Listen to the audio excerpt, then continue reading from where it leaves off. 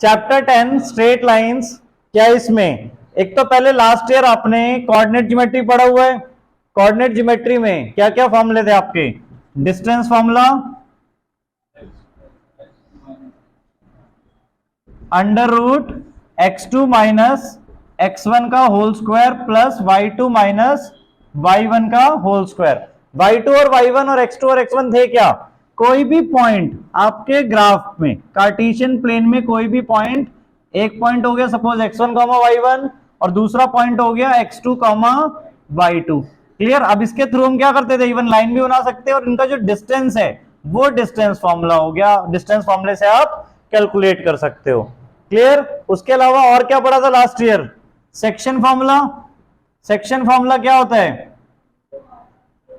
Section formula मतलब कोई भी पॉइंट हमें निकालना है जो इसको क्या कर रहा है, किसी रेशियो में डिवाइड कर रहा है, m1 रेशियो m2 में डिवाइड कर रहा है सपोज इसको। क्लियर? तो उसको निकालने के लिए सेक्शन फॉर्मूला आपका क्या था? x1 के लिए, x के लिए m1 x2 plus m2 x1 upon m1 plus m2।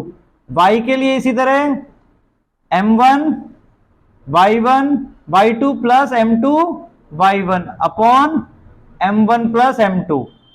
उसके बाद मिड पॉइंट फॉर्मूला भी पढ़ा था। क्या होता था मिड पॉइंट फॉर्मूला?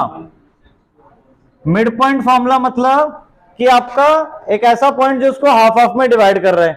क्लियर? तो उसके लिए क्या हो जाएगा? x1 प्लस x2 अपॉन 2, यानी आपकी जो दोनों रेशियो हैं वो दोनों इक्वल है, m1 और m2। क्लियर? इसी तरह y के लिए क्या बनेगा? y1 plus y2 upon 2। ठीक है, यहां तक जो आपने इवन लास्ट ईयर पढ़े थे। नाउ ये जो सेक्शन फॉर्मूला था हमारा वो इंटरनली था, एक एक्सटर्नली भी होता है, वो आप फर्दर 12 चैप्टर में पढ़ोगे कोऑर्डिनेट ज्योमेट्री, 3D ज्योमेट्री में। ठीक है, एरिया ऑफ ट्राइंगल का फॉर्मूला भी आपने पढ़ा था या नहीं था? वैसे लास्ट ईयर कट गया था डिलीटेड सिलेबस में, बट इसको अलग से याद रख लो। हाफ ट्राइंगल, सपोज हमारे पास 3 पॉइंट है कोऑर्डिनेट में, तो उनसे नॉन कोलिनियर पॉइंट्स, तो उनको ज्वाइन करके क्या बनेगा? ट्राइंगल। तो एरिया ऑफ ट्राइंगल अगर आपको वहां पे निकालना है तो ध्यान से फॉर्मूला देखो, x1 y2 minus y3 plus x2 y3 minus y1 plus x3 y1 minus y2। देखो इसमें सारे पॉइंट्स ऑर्डर में 1 2 3 2 3 1 3 1 2।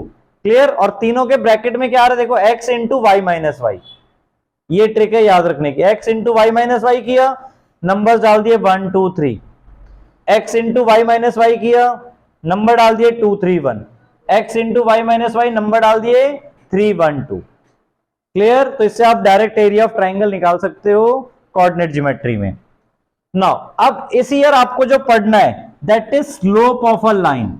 अब स्लोप ऑफ अ लाइन कैसे निकालेंगे? ध्यान से देखो, सपोज ये हमारा कार्टेशियन प्लेन हो गया, कोई एक लाइन है वो ऐसे जा रही है। क्लियर?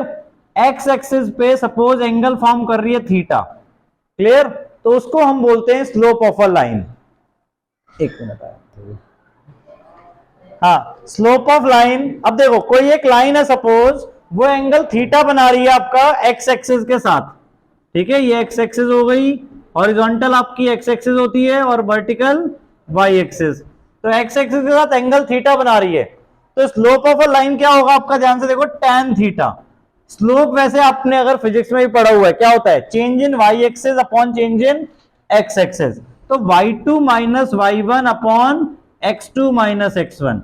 अब याद करो, देखो y2 क्या है, मतलब इस लाइन में अगर हम 2 पॉइंट्स चूज कर रहे हैं तो ये y2 हो गया, ये वाली वैल्यू y2 हो गई और ये वाली वैल्यू y1 हो गई। ऐसे ही x1 ये और x2 ये। तो परपेंडिकुलर अपॉन बेस, यानी हमारा ये जो ट्राइंगल बन रहा है, ये देखो ये वाला ट्राइंगल। क्लियर? तो इसमें परपेंडिकुलर अपॉन बेस हम कर रहे हैं। ठीक है, ये जो एंगल थीटा है वही एंगल ये थीटा बनेगा आपका, और कौन सा? करोस्पॉन्डिंग एंगल। ठीक है, तो परपेंडिकुलर अपॉन बेस क्या होता है? tan theta. That's why slope of line को हम किससे रिप्रेजेंट करते हैं? tan थीटा से। और निकालना कैसे? देखो फॉर्मूला भी क्लियर हो गया, y2 minus y1 upon x2 minus x1। Clear? अब अगर यही एंगल हमारा, अब ये वाला देखें तो ये वाला एंगल क्या हो जाएगा? 180 माइनस थीटा। यानी अगर हम पॉजिटिव एक्स एक्सिस के साथ थीटा बन रहा है तो नेगेटिव एक्स एक्सिस क्या बनेगा 180 माइनस थीटा। क्लियर, याद रहेगा। नाउ अब इसके बाद condition for parallelism and perpendicular of line.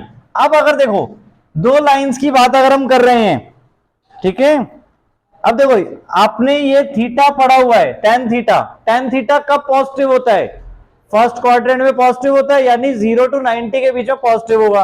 अब सपोज आपकी कोई लाइन है वो ऐसे जा रही है, तो ये एंगल क्या हो जाएगा theta more than 90 degree.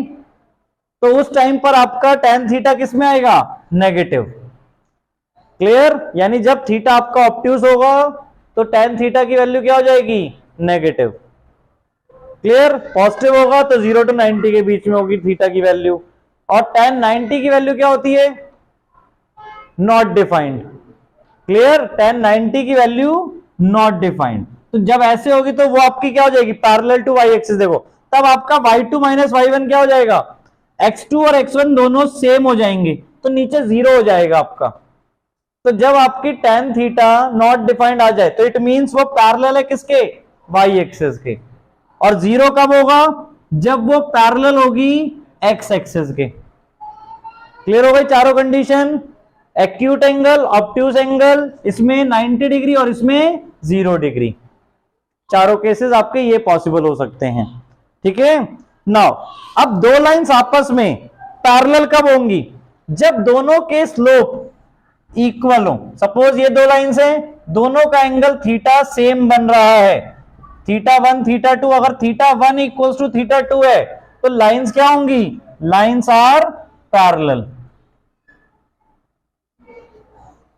Clear, पर पता नहीं परपेंडिकुलर कब होंगी आपकी लाइंस। अब दो लाइंस, सपोज एक लाइन ऐसे जा रही है, एक लाइन ऐसे जा रही है, ये एंगल थीटा 1 हो गया और ये एंगल थीटा 2 हो गया। क्लियर, अब ध्यान से देखो, अगर हम लाइन को परपेंडिकुलर बोल रहे हैं तो ये एंगल आपका क्या होगा, 90 डिग्री। दोनों लाइंस के बीच में जो एंगल बन रहा है वो आपस में क्या है, परपेंडिकुलर। सो थीटा 2 इसके अकॉर्डिंग क्या निकलेगा, theta 1 plus 90 degree, exterior angle property of triangle. Clear, तो यानी थीटा 2 जो है वो थीटा 1 प्लस 90 है। आया समझ में ये चीज। तो थीटा 1 अगर हमारा एक्यूट है तो थीटा 2 क्या हो जाएगा, ऑब्ट्यूज। अब इसमें ध्यान से कंडीशन समझना अपनी क्या होगी बेटा, देखो सपोज tan थीटा 1 हो गया, ठीक है, स्लोप ऑफ लाइन 1, स्लोप हम m से डिनोट करते हैं बेटा, स्लोप किससे डिनोट करते हैं, m से। ठीक है, m1 हो गया हमारा tan थीटा 1, m2 क्या हो गया, tan ब्रैकेट थीटा 1 प्लस 90, मतलब tan थीटा 2 हुआ, थीटा 2 की जगह हमने क्या डाल दिया, थीटा 1 प्लस 90। अब याद करो tan 90 प्लस थीटा को हम क्या लिख सकते हैं, cot theta. tan 90 plus theta को माइनस कॉट थीटा। ठीक है, क्या लिख सकते हैं, माइनस कॉट थीटा 1। तो m2 क्या हो गया, माइनस कॉट थीटा 1। अगर हम इसको इन दोनों को आपस में क्या कर दें, मल्टीप्लाई, m1 क्या है, tan थीटा 1 है, m1 और m2 को आपस में हमने मल्टीप्लाई कर दिया। So tan theta 1 multiply by minus cot theta 1।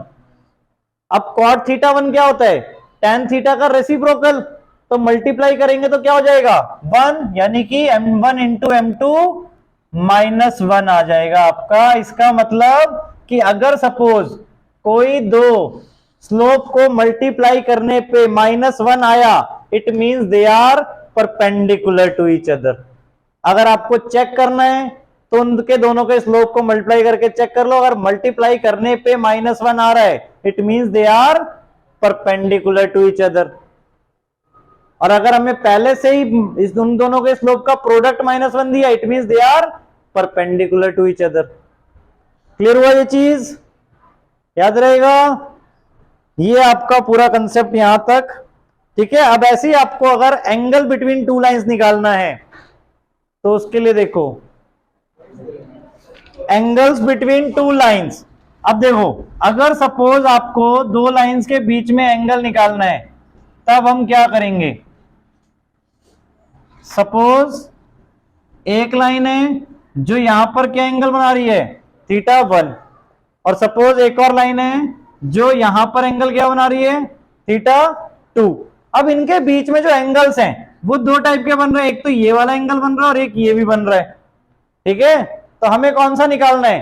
एक ऑब्ट्यूस होगा और एक एक्यूट होगा, ठीक है? तो हम दोनों को मार्क कर रहे हैं। इस वाले को हमने सपोज फाई मार्क कर दिया या थीटा मार्क कर दिया और दूसरे वाले को फाई, ठीक है? मतलब एक एंगल आपका है और एक्यूट होगा इसमें, और एक क्या होगा? ऑब्ट्यूस। अब निकालना कैसे? ध्यान से फॉर्मूला देखो बेटा, इसमें फॉर्मूला है आपका tan थीटा निकालने का m2 minus m1 upon 1 plus m1 m2। अब इस रिलेशन को आप याद कर सकते हो, कहां से बन रहा है सोच के देखो। tan थीटा वाली identity, tan x minus y आपको निकालना है एंगल को, यानी यहां पर थीटा बेसिकली है क्या? थीटा 2 माइनस थीटा 1 है। क्लियर? अब दोनों तरफ हमने इसमें tan लगा दिया, tan theta equals to tan bracket theta 2 minus theta 1। तो क्या बनेगा? tan x माइनस वाई वाली आइडेंटिटी क्या थी? tan x minus tan y, tan x minus tan y upon 1 plus tan x tan y। Clear? और आपका क्या बताया था? tan थीटा 1 क्या है? m1 है, और tan थीटा 2 क्या है आपका? m2 है। तो इनकी जगह हमने रिप्लेस कर दिए इनकी स्लोप्स। सो m2 minus m1 upon 1 plus m1 m2 या m2 m1। क्लियर? तो इससे आपका इनके बीच का एंगल आ जाएगा, और फिर बाद में आप क्या करोगे? आपको तो थीटा चाहिए, एंगल चाहिए बिटवीन टू लाइंस, तो tan को वहां शिफ्ट कर दोगे तो tan इनवर्स बोलोगे, m2 minus m1 upon 1 plus m1 m2। ये हम कैसे निकालेंगे? पहले इसको अंदर को सॉल्व कर लेंगे। सपोज सॉल्व करने पे 1 आ गया, tan इनवर्स 1, तो आपको देखना है tan की वैल्यू 1 कब होती है? 45 पे, तो therefore theta equals to 45 degree. और फाई क्या होगा अब इसके बाद? Phi equals to 180 minus theta. तो अगर आपको फाई निकालना है तो वो ऐसे निकल जाएगा, यानी एक एंगल एक्यूट होगा तो दूसरा अपने आप ऑब्ट्यूस हो जाएगा वहां से। क्लियर?